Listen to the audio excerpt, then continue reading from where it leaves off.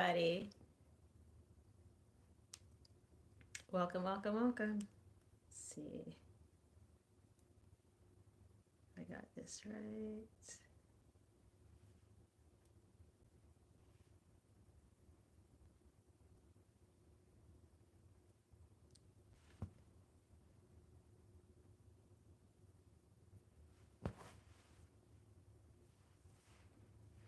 Welcome, welcome, welcome, everybody.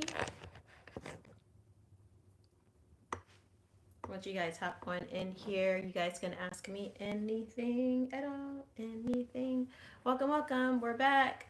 You guys be sure like the stream really quick. Click the button to like and click the button to subscribe really quick. You can ask me literally anything.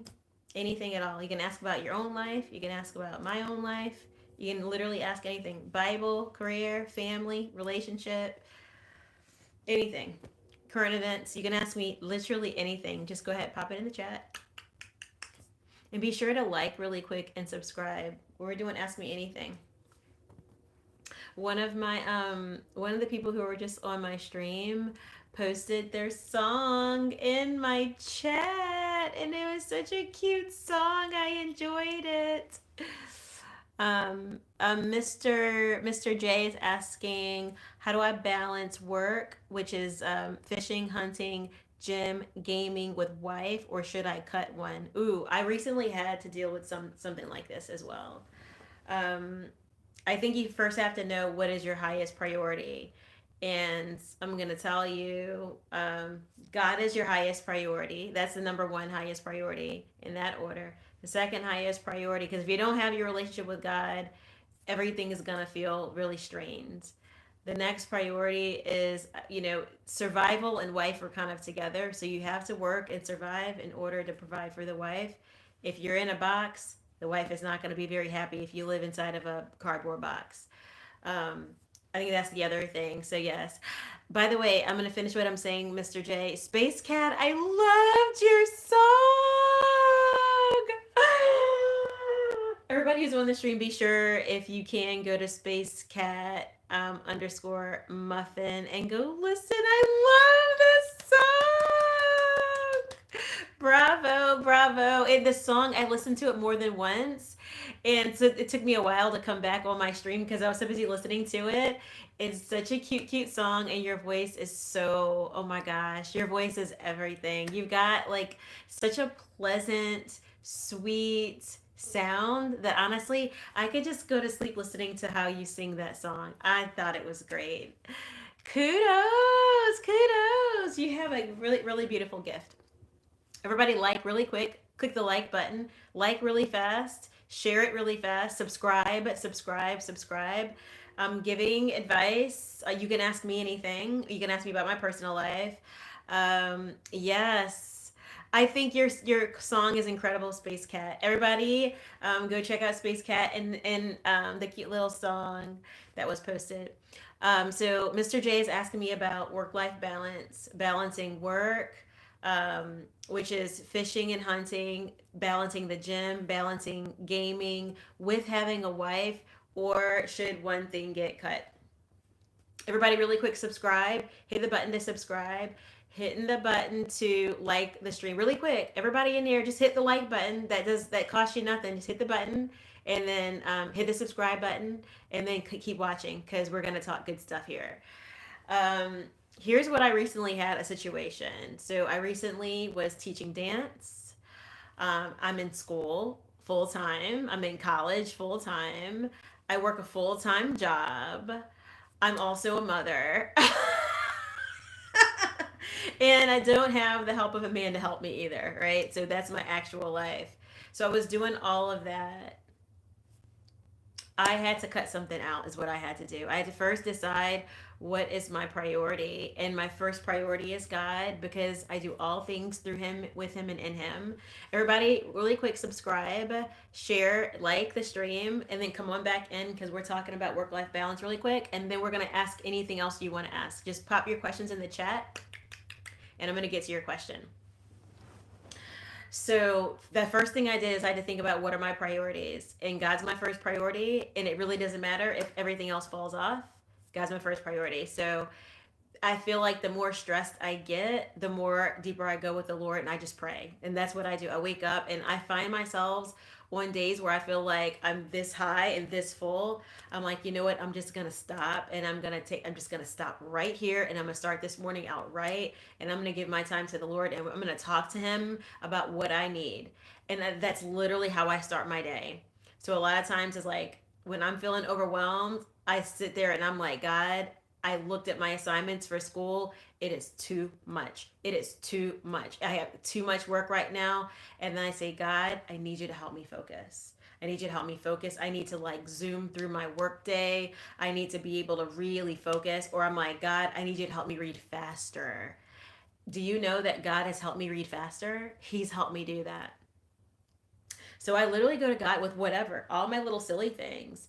Like I was having hyperpigmentation on my skin, and I'm like, God, I need you to fix my hyperpigmentation. And my skin started clearing up. Y'all, my Lord and Savior Jesus Christ can do anything. If I'm like, God, I've got a mark on my face, God comes through. He's coming through, y'all. I'm telling you, that's who we serve. He cares about the little things. So when you say you're struggling with work-life balance, my first question is, are you making sure you put your devotion time to God first? Because He will help you. He will convict you when you're doing something that's not in alignment with His will. That's number one. So I was teaching dance, I was doing like work, I was doing school. And first I was just teaching dance like once a week. Then it was like I was teaching like several times a week. And it was like 4 times, 5 times sometimes. And I'm like, wow, I don't really have time for all that. And I had been having conviction, like, maybe I'm going too hard, doing too much. I've been having conviction. And then one fine day, I was talking to God about it. And I was like, God, I'm not a quitter. I don't do stuff like that. But reveal to me, like, where I'm supposed to be, what I'm supposed to be up to, what I'm supposed to be doing. Like, just reveal to me in this season, because every season is different. Reveal to me in this season what I should be up to and what I should not be up to. And God had revealed to me that I needed to like take my dance classes off of my schedule, that wasn't like my focus right now. Like it wasn't a high priority, it wasn't my focus. I need to just clear my schedule of that. And I removed it, and I immediately felt peace. I immediately felt peace over my life. Not that I don't love teaching dance, not that I don't love dancing, but transparently, I had too much on my plate. I had like full-time school, full-time job, and honestly, I was full-time teaching dance. And then I'm a mother. Like it was just too much. It was too much, and I was super sleepy and tired all the time. And as soon as I quit teaching dance, what's interesting that I hadn't planned for is that my work level like quadrupled. Like I thought I was going to have some rest time, but that's not what happened. I went from having like my workload like literally tripled. It literally tripled, and I was like snowed under with work. So even though I got rid of the dance first, it was like the next week all of my work was like, and I was like, okay, gotta focus on that. That finally kind of calmed down. So now I'm like, you guys see I'm going live with that extra time. I'm going live. So my work kind of calmed down. My school is still in a pinch, but y'all, 3 more weeks and then I'm gonna be free, right? So first thing for work life balance, you guys, be sure to subscribe. Be sure to hit the button to subscribe. Be sure to like really quick so that the stream gets out and more people can come in the room and ask me questions. Um, the first thing I would say is priority has to be God number one before your kids, before your wife. God is first, because He's gonna tell you when you're up the wrong trail. He's gonna tell you when you're like off to the wrong start. That's number one. And the more stressed you get, that means you need to have more devotion. Because for me, it literally is like a stress reliever. When I'm like, wake up and I'm like, I got all this stuff. Then I'm like, God, I need you to help me. And then I suddenly feel that peace and I get drilled in and focused as well. So it helps. The second thing is you'd have to pace, like, does your wife have the same hobbies as you? So if your wife is someone who enjoys the fishing and hunting, if she also enjoys the gym, if she's also enjoying the gaming, then you're not really taking away from her to do those things because you're doing them together. So that keeps you together as a family. That's one way of looking at it. if you feel like you're not exhausted, that she feels like she's getting the love and attention that she needs, and you're able to do all of it, and you're just doing some of that stuff with her, then that's kind of a win. But as soon as she's feeling neglected and you've got too much on your plate, that's a sign that your priorities are kind of off. So, what I would say is, out of all the fun things you've got going on, the gym is going to keep you physically healthy. So, I'm about that fitness life. So, your health for your physical body, it's going to take you into good places with your marriage and all other things. So, I don't suggest that you like go easy on your physical health. Like, you do need to go to the gym. You got to do that. So, your gym, out of those three things, out of fishing, hunting, gaming, gym has to be there. Even if you make sure that it's like 30 minutes out of the day, gym has to be there. Perhaps you could alternate where some days, if maybe you go for walks with your wife because that's some time together. Maybe you just go for like your 30-minute walk with your wife on sometimes, and then you do um, full like workout at the gym on other times. Maybe that might be a balance. I don't like to I don't like to bend too much on gym though, y'all. I'll be honest with you. Gym is gym. Gym is gym. Gym is keeping us like healthy, fit, strong. Gym is gym. So I don't like to bend too much with gym.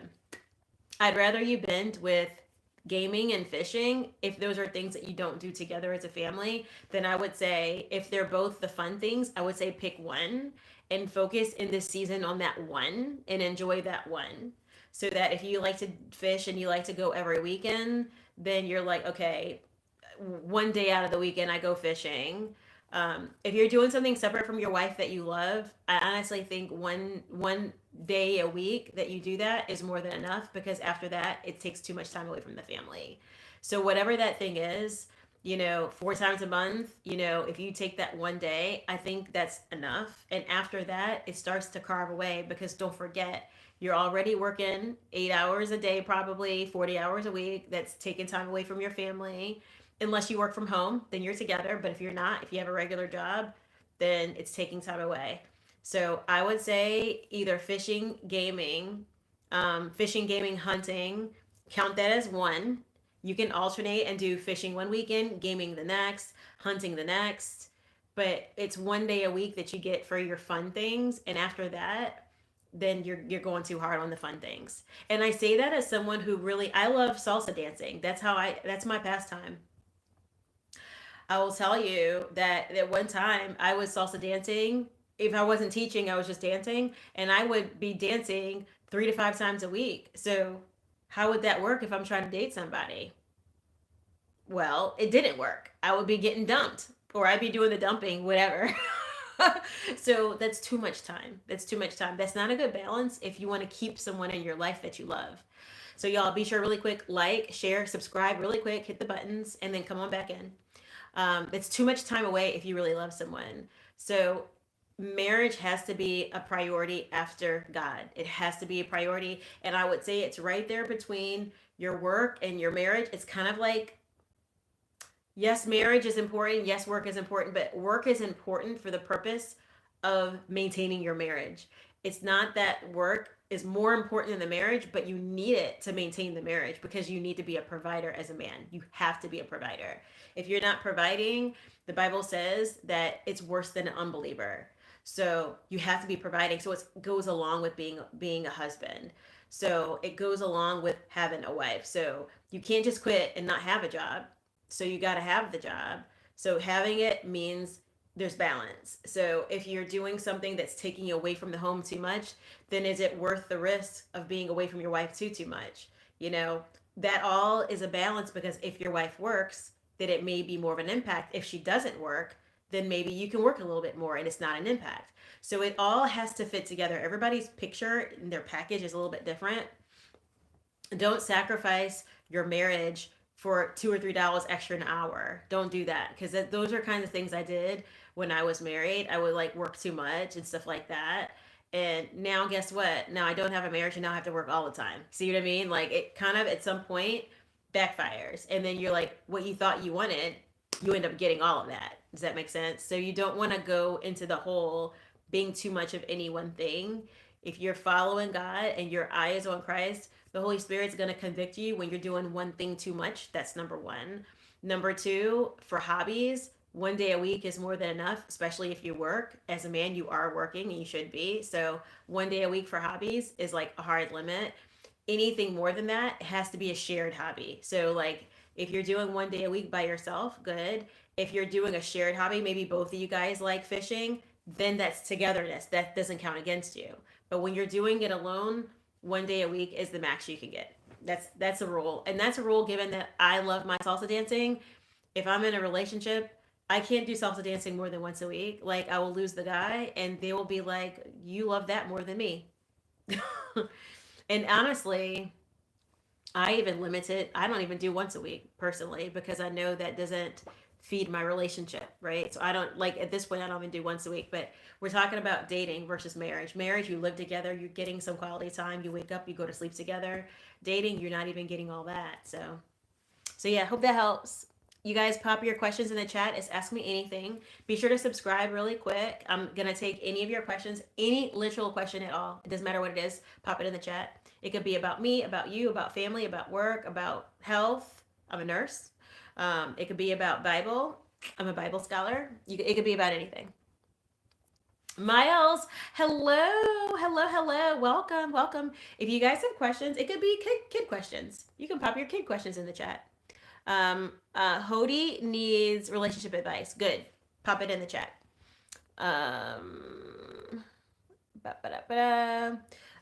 VTMS says, I had a dance instructor who cheated on her husband of 10 years for basically nothing. I'm going to tell you VTMS because I'm a dance instructor and I'm a dancer. That's super common. Like, infidelity in the world of people who have that dance occupation is extremely high. It's like a job that's physical, but there's a physical connection, and we're also acting. So sometimes your acting gets out of hand. So all those things are possible. So for me, um, I've already put out there for the person that I'm dating, like, I hope I'm not dating anybody, but if I'm dating someone, I always put out there, like, I hope they understand my hobby for dance because I can show you guys pictures. I was dancing when I was 10 years old, but I hope they can understand my hobby. If it ever becomes too much, I'm willing to pull back and carve back.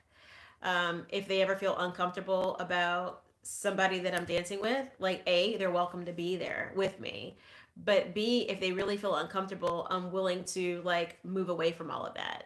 So I think that there's a certain level of respect you have to be willing to give.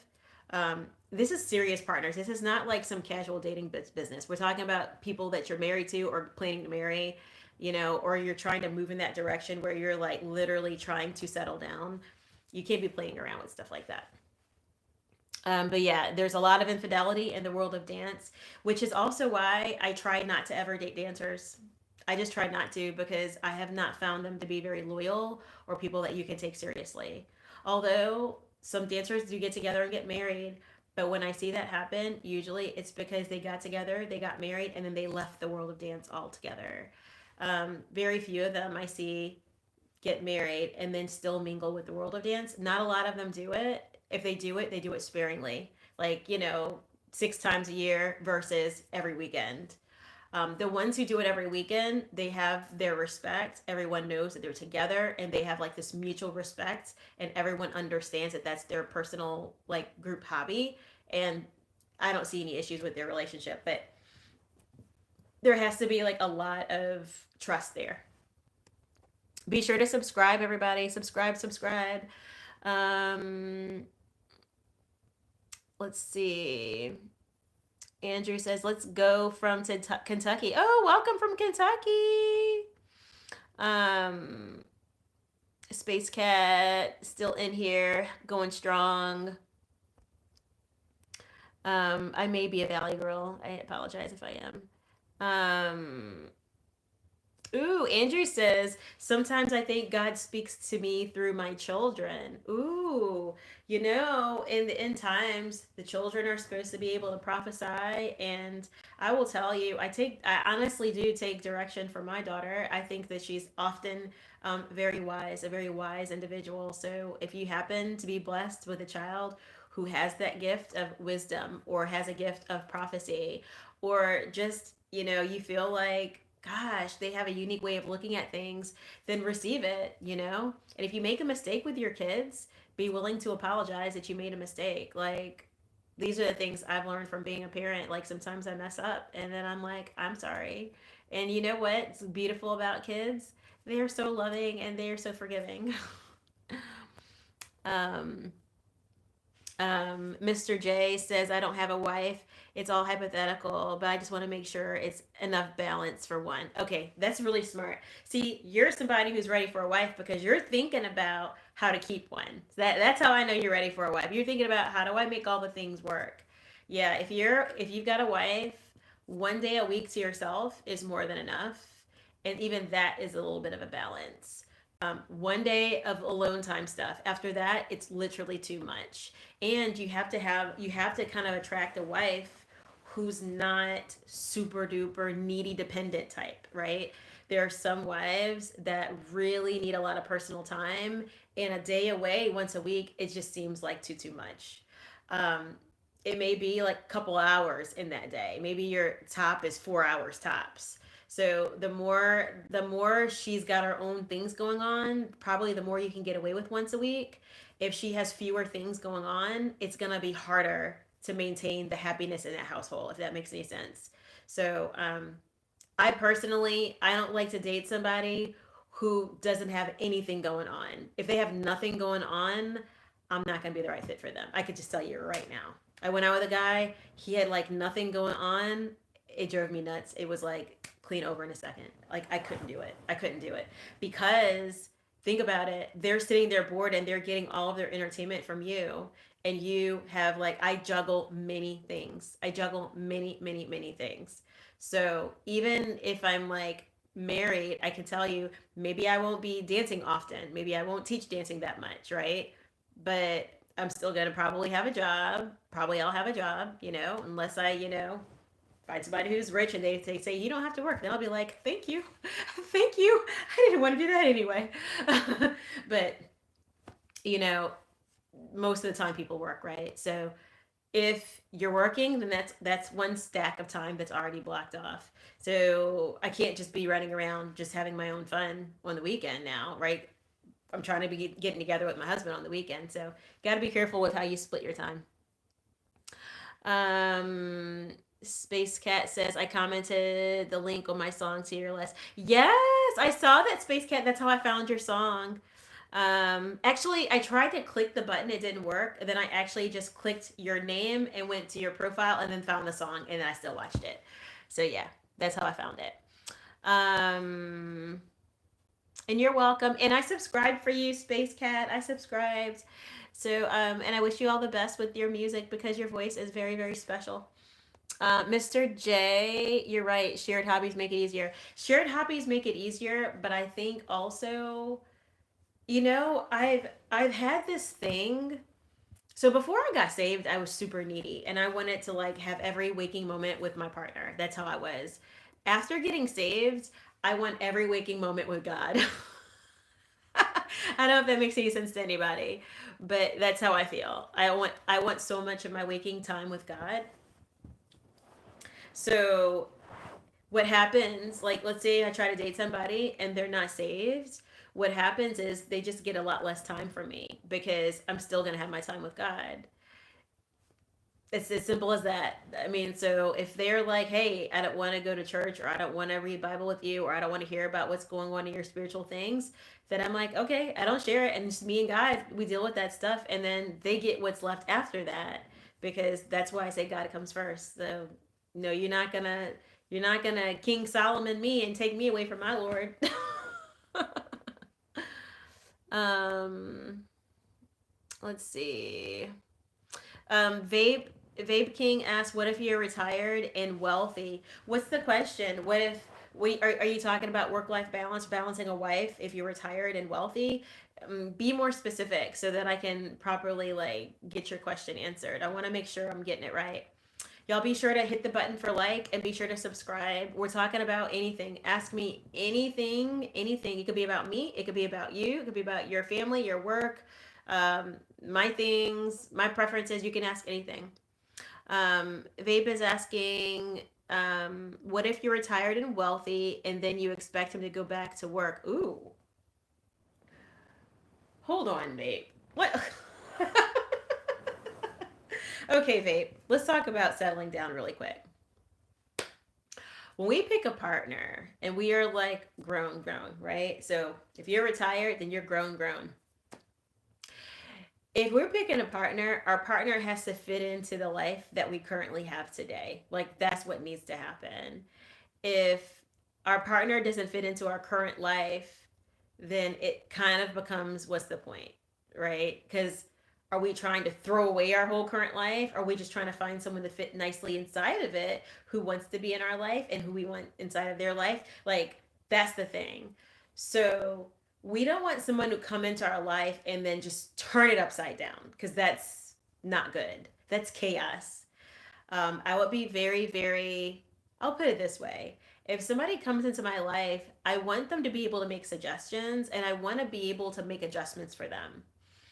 But there's a difference between an adjustment versus flipping the whole thing upside down. So there can be conversations about what needs to be adjusted, what might could be adjusted, how those things we can converse about.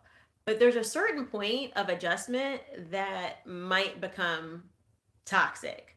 So if you've already retired and you've got your money settled and everything is good and sweet, then if somebody says, I want you to go back to work, then my first question is, um, I want to understand why that's important for you. That's the first question I would say, Vape, is why is it important for you for it to know that I'm back at work again if I've retired? Tell me what's going on in your head.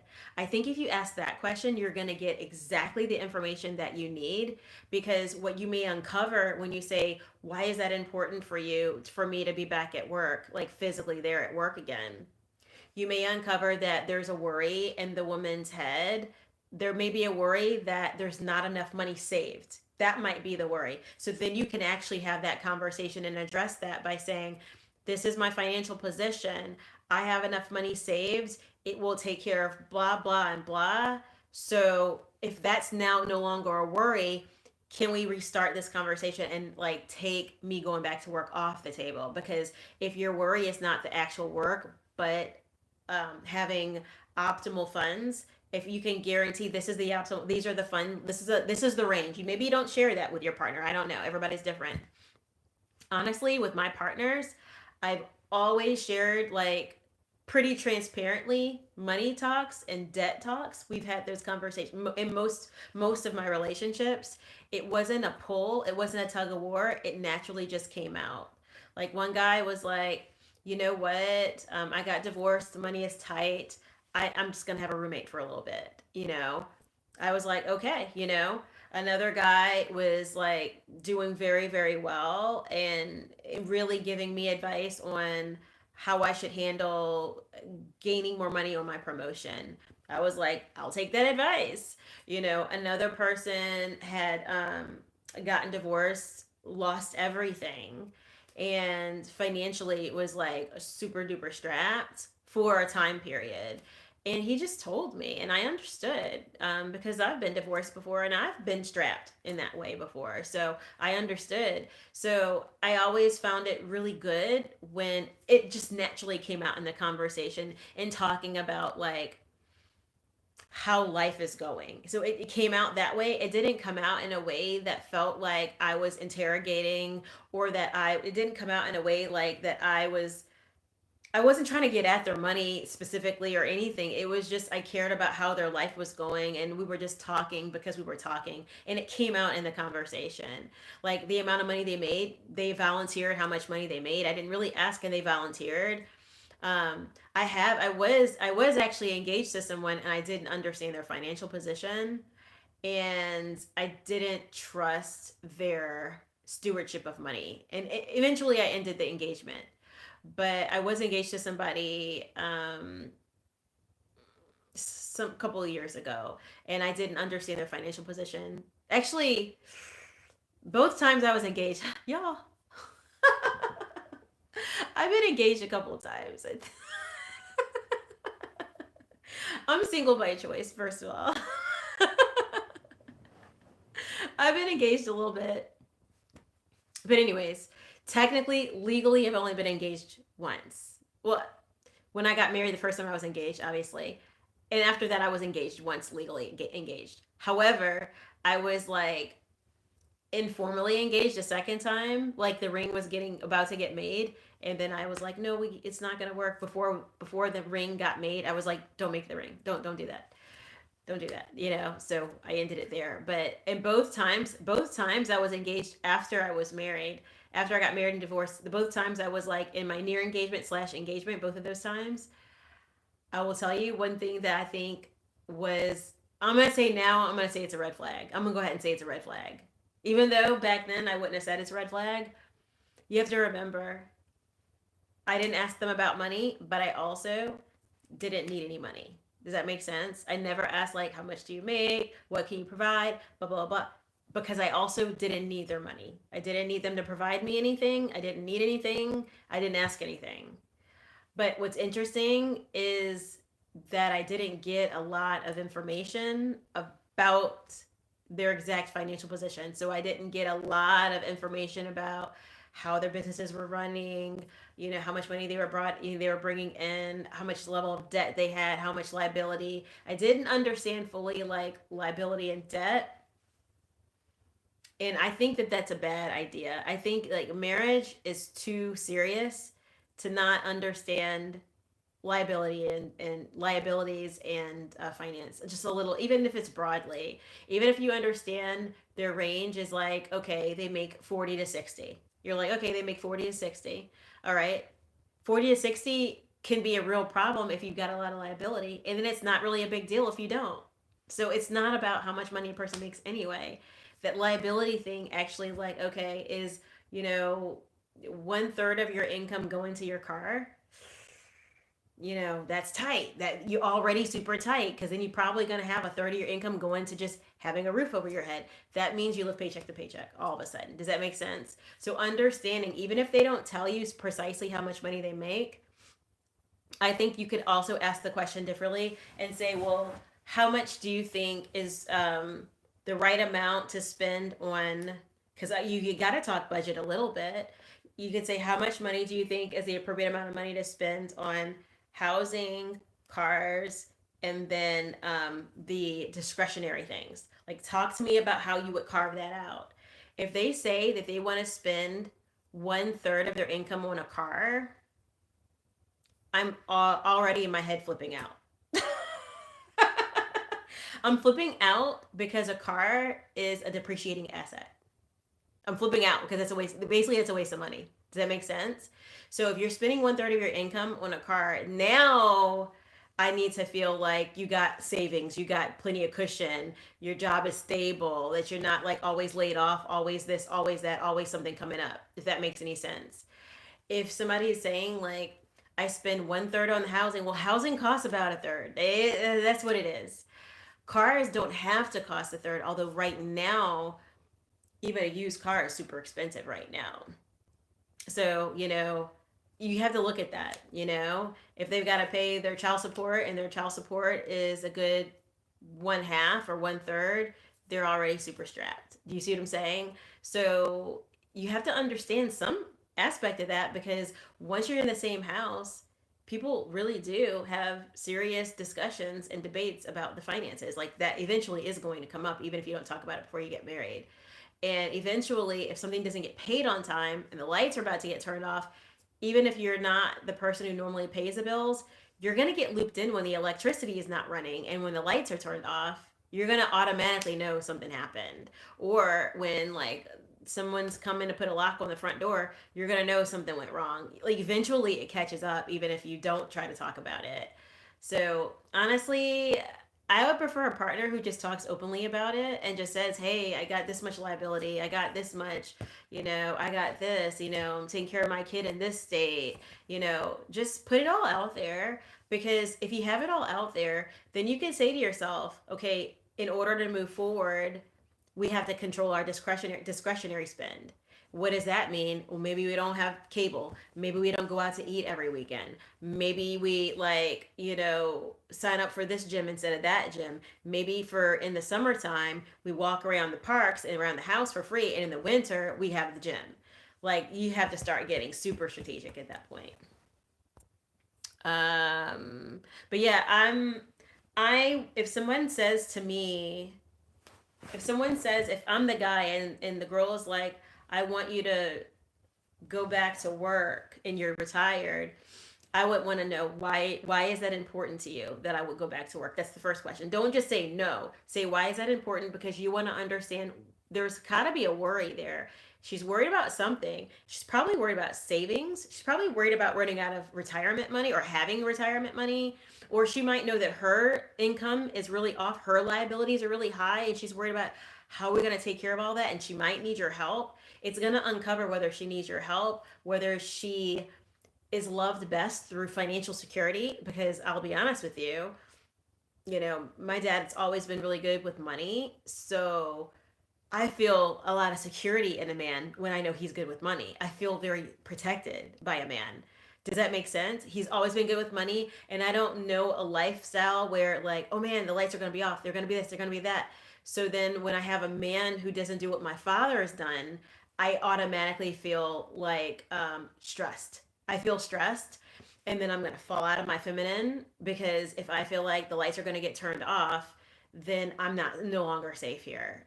Does that make sense? Because my dad's had the lights on, and now you're going to have the lights off. Now I don't feel safe. And if I don't feel safe, then that means I cannot submit properly, because you're supposed to head, and now I'm supposed to submit, but now I'm worried about you heading, so now I have to head. Now we got a role reversal. Now we got a problem. And that's a marriage that's on the path to divorce, actually. Like, as soon as a role reversal starts to happen and the woman is heading, you don't see it. But as soon as the woman starts to head, that marriage is actually completely derailed. Believe it or not, even if you're not fighting, as soon as a role reversal happens, the marriage is actually heading for divorce. And you don't even see it until it's way far gone. And it's happening because the woman is not initially resentful that she's working or doing more. She's not initially resentful. She's like, "Okay, hun, okay, I'm gonna hop in there." But eventually something shifts, and the respect changes, or her level of understanding will change, or her heart will feel like, she'll start to feel like, "Come on, what's going on here? Like, how come we can't get it back together?" Like, or she'll feel the stress of the weight of the whole household being on her shoulders, which she shouldn't be feeling, because she's the woman. She's the quote unquote weaker vessel, as per what the Bible says. So the marriage is derailed as soon as she's having to do all that.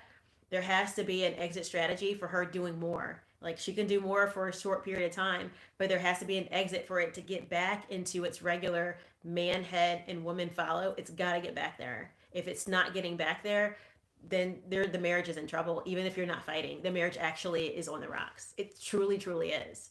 Because if I even walk back my marriage was on the rocks when I started having to, like, do all the extra. It was on the rocks. I didn't even realize it. I thought the goal was to fix the money problem, or like try to resolve this debt, when we should have been focusing on each other and on God. Does that make sense?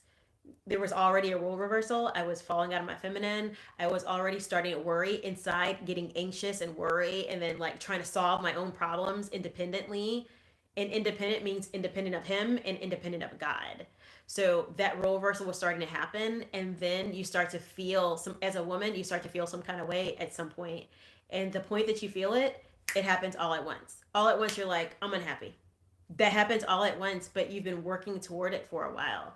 So I really encourage men to head their household.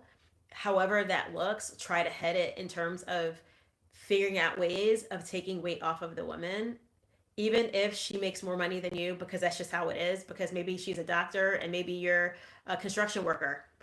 However it is that you're like also maintaining a headship role, you got to figure that balance out. And there is a way to do it, but you got to figure that balance out. Because as soon as she feels worried about something, your marriage is on the rocks. Because there's going to be, the devil's going to send some guy in her life that makes her feel less worried and more safe. See, you see how it goes? It goes from her feeling the pinch and the worry to the devil sending someone who makes her feel safe. And that becomes the temptation like, oh, with him, I don't have to worry. Oh, I like this not worry. That's how I was when I grew up. My dad, I didn't have to worry with him. Oh, that's my person. Do you see how that happens? And the whole thing unravels. But yeah, if you're wealthy, that changes everything, right? um, Vape says, I've seen some girls on dating sites and say no, I will not go to church with you. I would say, Vape, I'm gonna tell you what God told King Solomon: run. If you are a believer in Jesus Christ and you are in the faith and you are Bible believing, church going, you know, praying up kind of a gentleman, the reality, if you look at every single church in America, I don't know if you're in America or not, but in America, every single church is majority of those members are attended by women. So if you are a Bible believing Christian church going man, then honestly, leave unbelieving women alone. Just leave them alone. I'm gonna say hard no on that for several reasons. Reason number one, King Solomon was told by God, don't do that. Don't have women who are not believers. Don't be married to foreign women. In the case of the Bible, in the case of the story of King Solomon, God was saying that not because foreign women were bad. That's not why God was saying it. God was saying don't be with the foreign women because foreign women will worship other gods that are not the God of the Bible. They will worship other gods that are not the God of Abraham, Isaac, and Jacob. So when they do that, they will also entice you to worship those other gods. And they will also pull your heart away from the God of Abraham, Isaac, and Jacob. So God warned King Solomon of this. And then King Solomon didn't listen, and he had like, several hundred wives, something like 600 concubines. He had all these different women that he was married to. And he had all this wisdom and he had all these women. But for all that wisdom and all that knowledge, he did not listen to the word of God who said, don't do it. And what happened, just as what God said, it pulled his heart away from God. So there's a real risk as a man when you pull in a woman who's not following the same God as you. Like when I say the God, meaning God of the Bible, Holy Bible, the God of Abraham, Isaac, and Jacob. If she is spiritual but not religious, run. Run from her. That is not your wife. That's not your wife. That person has not been sent by God. They have been sent to destroy. Run. Spiritual, but I'm not religious. Run. That's not your wife. That's not your wife. I will sing that from the mountaintops. If you get a woman and she's just like, I just don't believe, run. I will just say that all in one big chunk. Run. Don't walk, run. Because a person who doesn't love God cannot love you the way God intends for you to be loved. They cannot. And the reality is the church is majority of the church members are attended by women who believe. So it is not impossible to find a woman who believes. In fact, it's rather easy to find a woman who believes. It's rather difficult to find a man who believes, but it's rather easy to find a woman who believes. So given the fact that most Christian churches are full of women to pick from, a lot of them are single. The married ones, their husbands aren't even going to church half the time. Given that the church is full of single women who love God, there's no good reason for you to end up with an unbeliever or someone who has a different faith or a different God or unbelief altogether. These people will pull your heart away from the love of Jesus. They will do that. And just like King Solomon, one of those wives said, oh, can you build an altar for my God? And this woman is gorgeous, beautiful foreign woman. You know how she looks. She was like exotic and beautiful. What does King Solomon do? He goes and builds the altar. Then she's all like, "Oh, I want you to eat this and I want you to do that." And these things were like an abomination toward God. And he's doing these things. He begins to do these things to keep the peace in his home because these are the wives that he married. So God says, don't do that. And I believe very strongly for men that they have absolutely no business believing in the God of the Bible and then dating an unbeliever, believing in the God of the Bible and then marrying someone who doesn't have the love of Christ. It is an absolute no. And there's no reason for it because you can find someone who does. You got Christian Mingle, whatever.coms. You got every church in the neighborhood. You can find your wife is there. She's there and she believes in the Lord. And a lot of the issues that men get from women come from the fact that they don't believe. So a woman who doesn't believe, like when I first got married, I didn't believe. Guess what? It was very hard for me to submit to my husband. Guess what? It was very hard for me to allow my husband to head the home. Why? Because I didn't let God head my home. I didn't let God lead me. So then I couldn't let my husband lead me. Does that make sense? So a woman who doesn't have the love of God is not being led. She's not submissive. She's like independent woman. Now she's like a boss babe.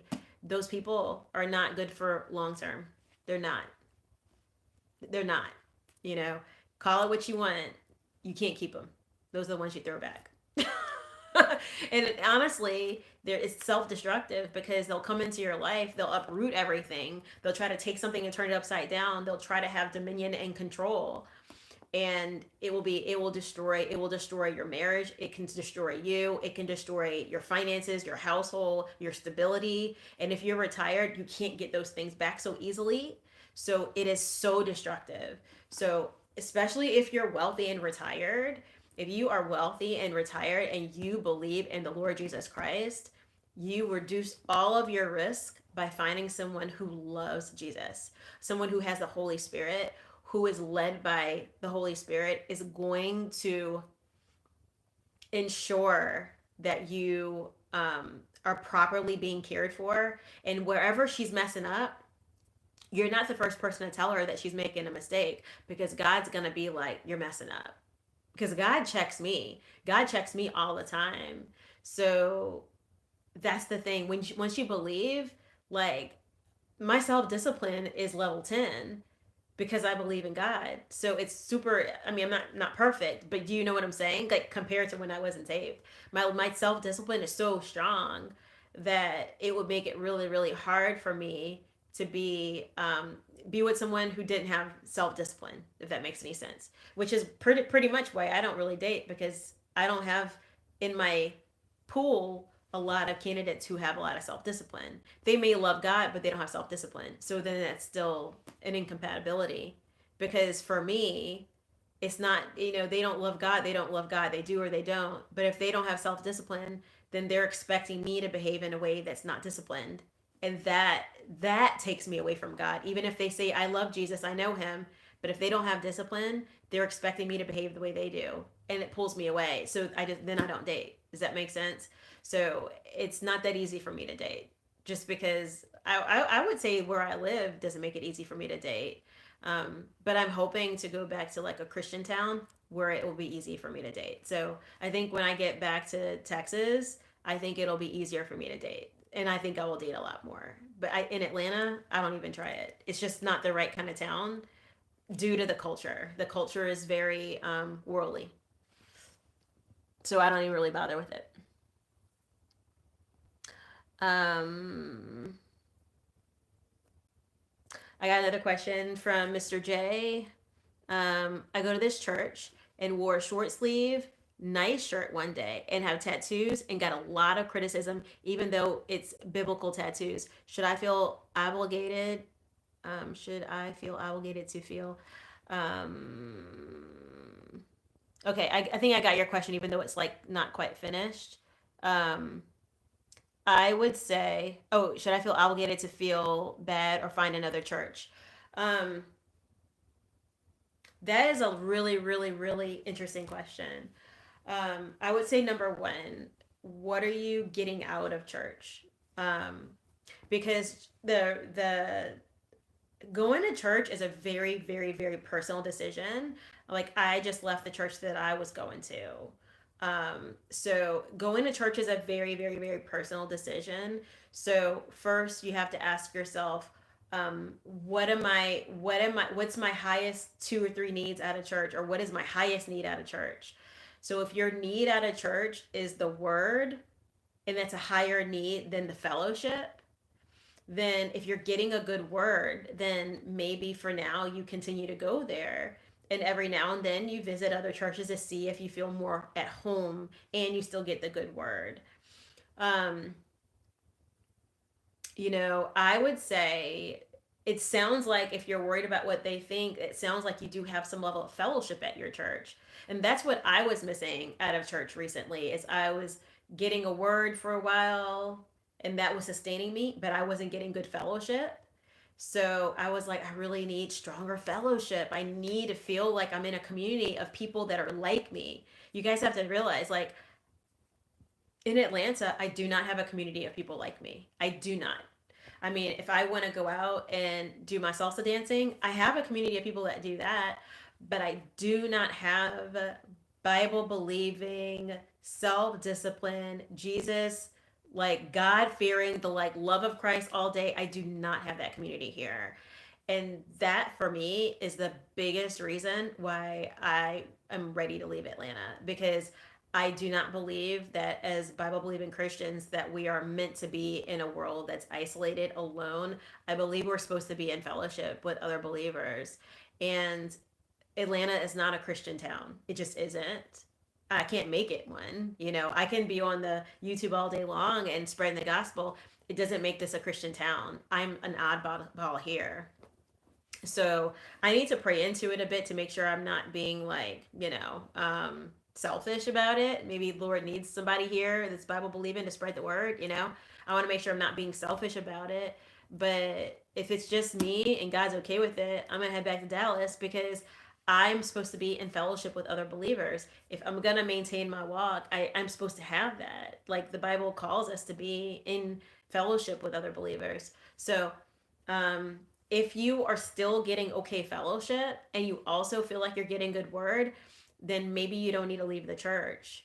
But if you feel like the word is kind of shaky, the word's not really hitting, you're not getting maybe you don't need someone who's like Pentecostal level fallout, good, but maybe you just need to make sure someone reads you the scripture, they talk about it, and you feel like edified by it.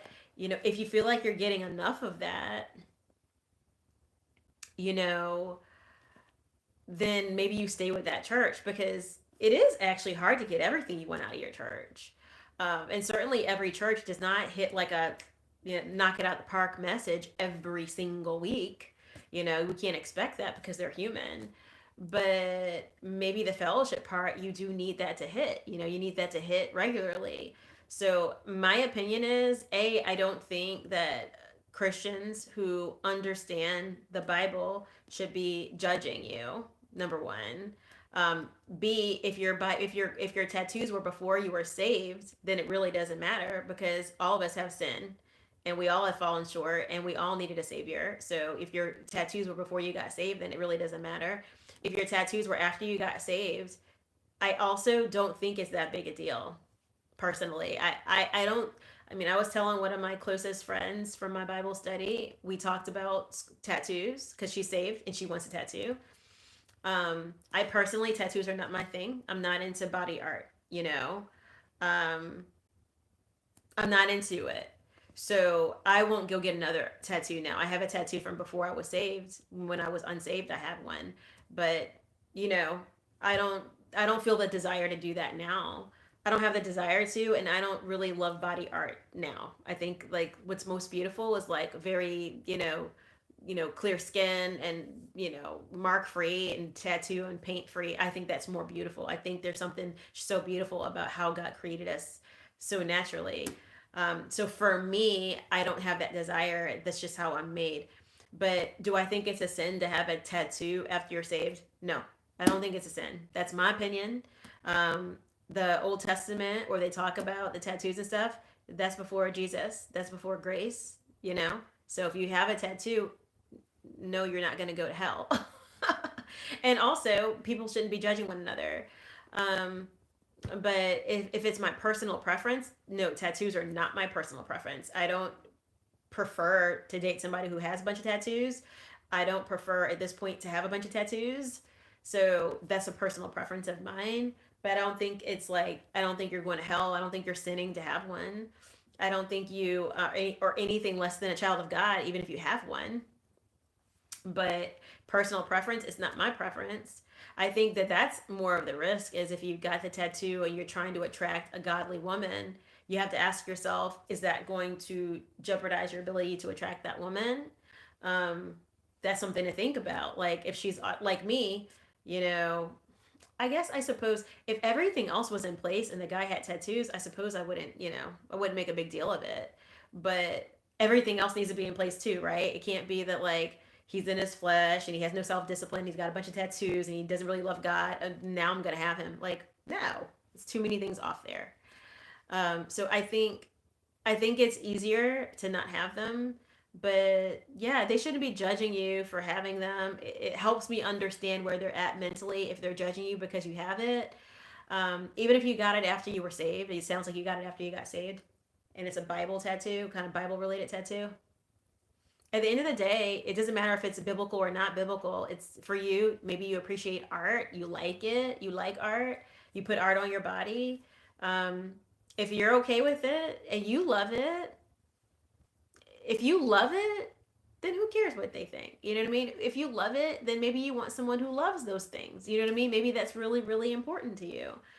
Um, do you know what I'm saying? So I wouldn't beat myself up over it, you know?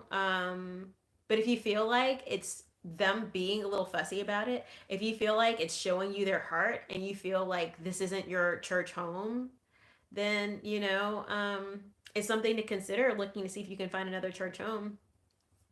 Honestly, it would have to, I think a lot of it is kind of up to you finding another church home really comes down to are there other church homes that you have? Do you have a good selection? Do you have a wide selection for that? Because there are some towns where you don't really get good church selection and you're already at the best place you can be.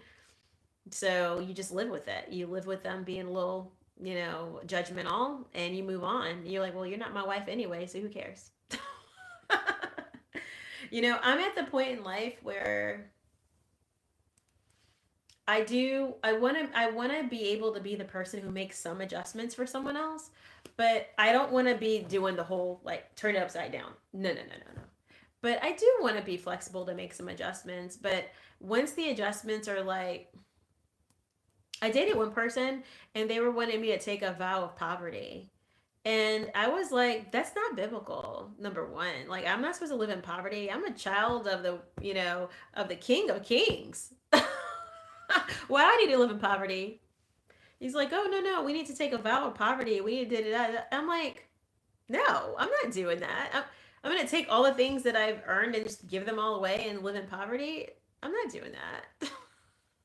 I'm not doing that. And God hasn't called me to. And I have a good relationship with God. Anything He's really called me to do, most of the things I'm really, okay, yes, God. I was like, we're not called to live in poverty. That's not even biblical. Like, if we have living with difficult financial times, it may be for a season. It may be that, we haven't stewarded our money well or something, but we're not called to live in poverty. Like, God doesn't call us to live in lack. I mean, Abraham himself was wealthy. He was rich. He was rich. um, hopefully, I got the answer to your question here. Vape says that sounds good, but I don't like to discuss my wealth in the beginning when they ask where I work and random questions in the very beginning. However, I don't blow money either. I don't finance things. Okay. Um, I think it's okay if you don't discuss money in the beginning. I actually don't. I don't volunteer anything about my money in the beginning, nor do I ask questions about money because I know there's enough women out here that are trying to get in people's bank accounts that I don't want to come off as that. I don't. Like, my most important thing in my head is basically, can you put a roof over my head? And can you do that consistently without a lot of unnecessary worry? Like, that's my gauge. It doesn't matter if you make $40,000, 60, six figures, half a million, doesn't matter what your net worth is. Like, can you do those basic things? Because my dad was able to do those basic things, and he wasn't a wealthy man, but I always felt safe and loved and protected, and my needs were met. My needs have always been met. So, and he was not a rich man, and all of my needs were met, and I felt very loved and very safe and protected.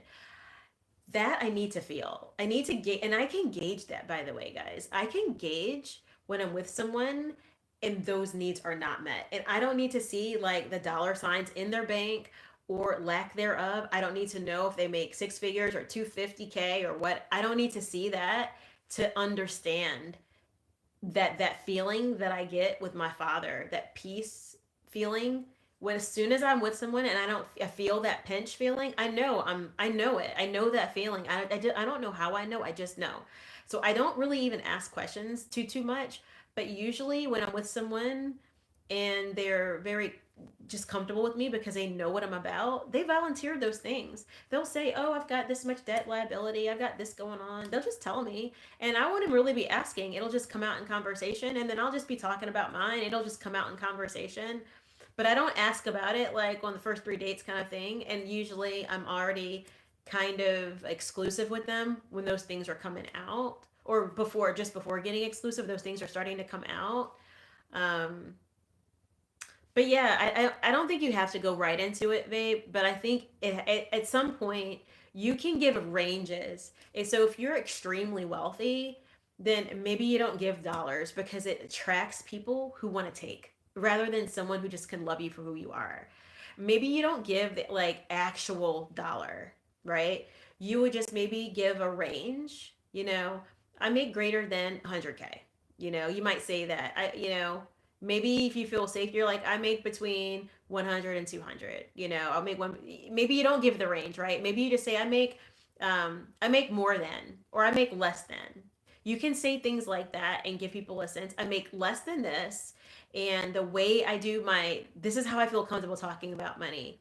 I say I make more than this, or I make less than this, or I would say I make a range of this and that.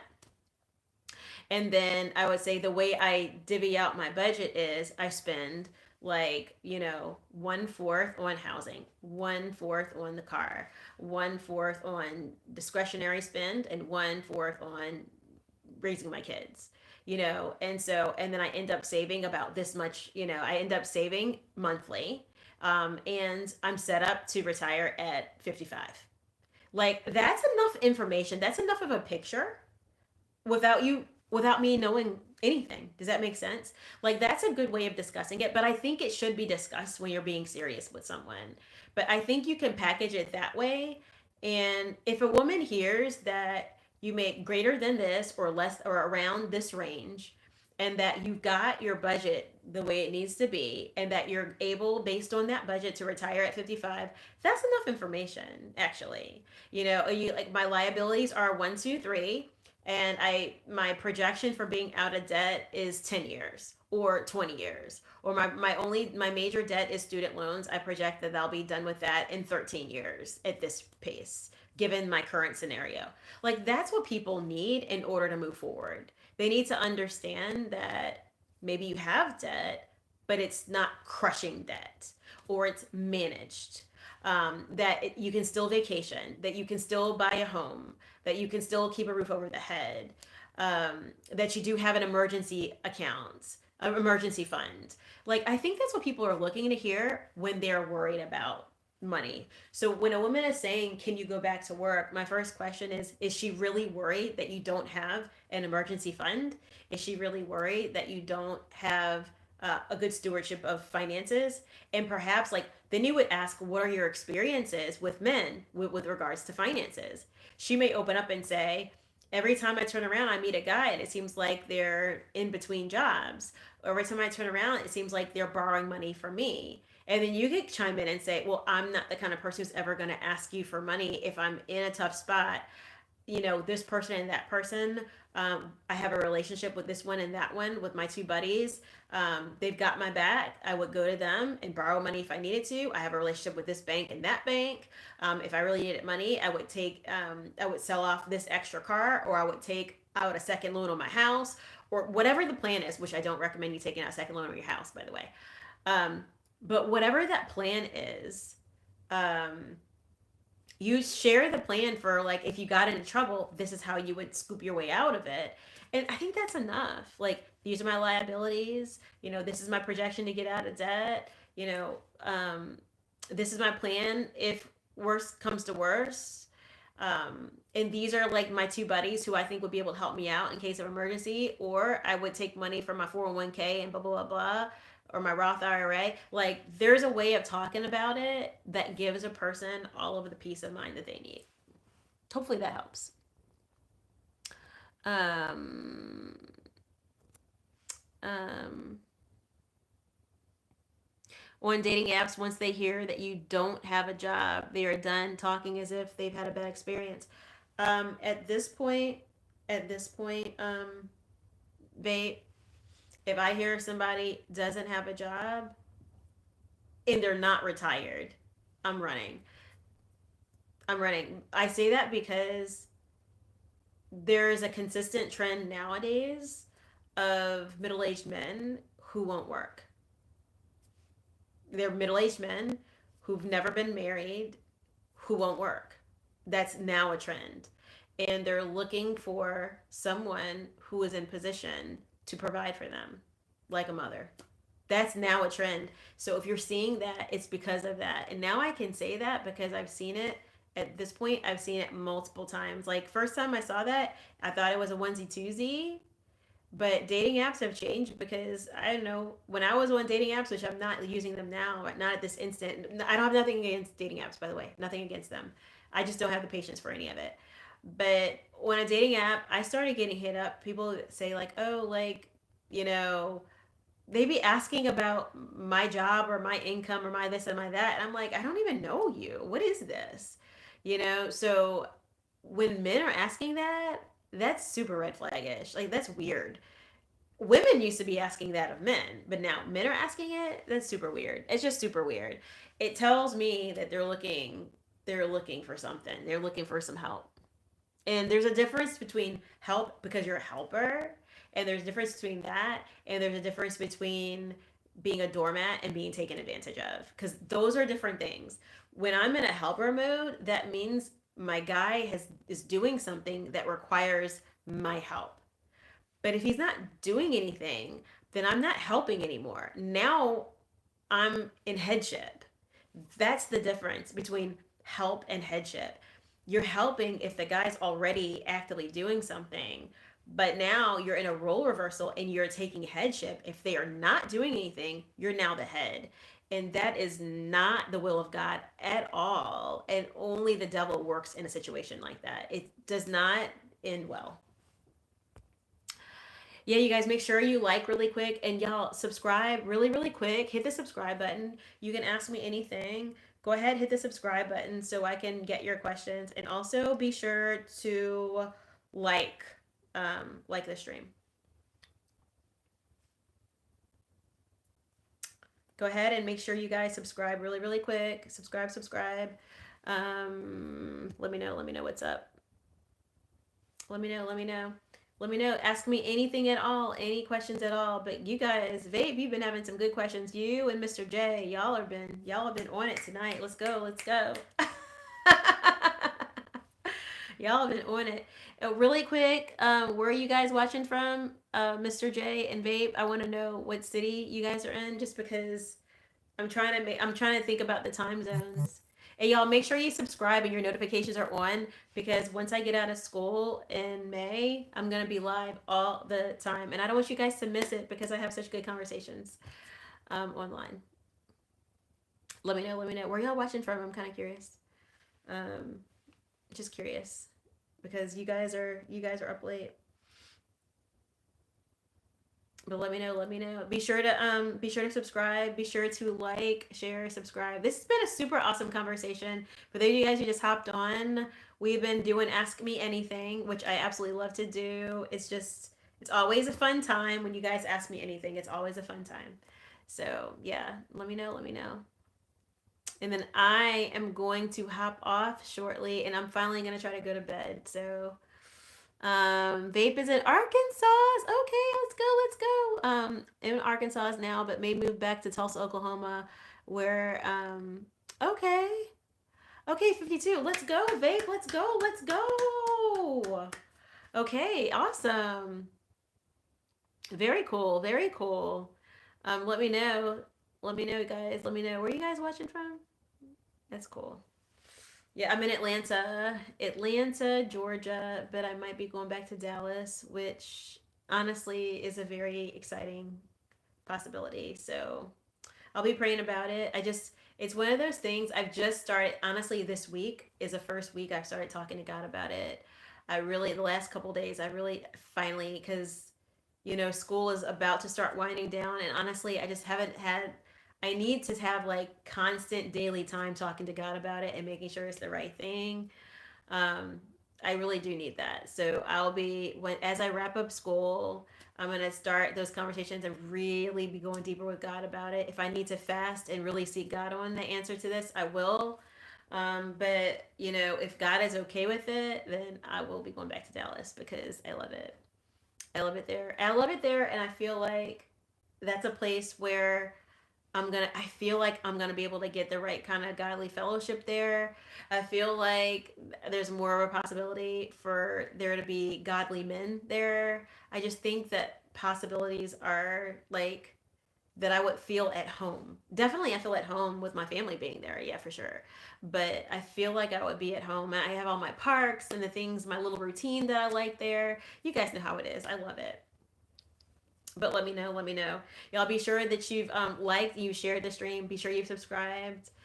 And yeah, I'm about to hop off, call it a night, head to bed, and work in the morning. And more homework tomorrow, as always. We got to get it. We got to get it. I really would like for one weekend to not be on the lockdown with homework. It would just be so great. It would be such a gift to not have a full weekend all the way up to Sunday at midnight doing homework. Like 3 years in, y'all, it's getting old. It's getting old. I'm like looking for my wrinkles, but I don't have any. Thank God. Thank God I don't have any wrinkles. But yeah, I'm like looking for them. Like, oh man, stress. Am I gonna get a wrinkle? No, I don't have any. Thank you, Lord. Thank you, Lord. You protected my wrinkles. I don't have any. All right, everybody. I'm gonna hop off. Be sure you like, subscribe. Make sure you got notifications on if you haven't already. Thank y'all for joining. Y'all had such good questions tonight on Ask Me Anything. I'm going to do Ask Me Anything again. I wonder if I'll do it tomorrow. I don't know. I'll probably do it tomorrow. Let's see. Vape says I have a 19-year-old son in college in Arkansas and a half brother in Tulsa. Mom and dad passed away, and my grandparents. Gotcha, gotcha. Well, 19-year-old in college is a blessing. That's a huge blessing, and my condolences for your family members who've passed on. Definitely, it's good to have family wherever you are or where you're moving back to. Right, you moving back to Tulsa if you've got a half brother there. Honestly, y'all, family is everything. So if you can be near family, it's good. Like my parents live in Dallas, so I love my parents. I love my parents. As I gotten older, I've wanted more time with them, and they're just too far away. So I do want that time with them. But then they have space there for me too, so I could just keep this place and then go over there and then kind of check in here every now and then, like I did before. I was there for 2 years and I loved it. But I came back here to come to work. So I came back here to go to work. So this kind of was like, this is come back to the real world kind of spot. But y'all, I am honestly craving my good old Texas. There's something about Texas. People are so good to me. I feel like, I don't know, I do feel at home there. Even the times I've gone there and gone to church, I wasn't going to church every weekend when I was there, but when I did go to church, honestly, I felt even at home going to church there, like it just felt right. So I feel like an alien in Atlanta. I do feel like weird and outcast, and that's good because the Lord says like if they hated me, they'll hate you. That's what he says. And we're blessed if we're persecuted for Christ. That's what he says. But I do feel like it's good to have a place where you have some good fellowship. So I really think it's gonna be easier to get that in Texas. I really do. And I've been here for a year. I've been here for a good solid year. Actually, I think more or less a year and a half. So I think it's time. But I'll be praying about it. I'll be mindful and praying about it and make sure that it's the right thing. So yep. All right, guys. It was so great. You guys have a great evening, morning, I suppose I should say morning. If you're in the States, it's probably morning for you. So have a good morning. Have a good evening if you're dialing in or watching from another place across seas, or if you are watching it on the replay. Catch you guys later. Bye, everybody. Bye.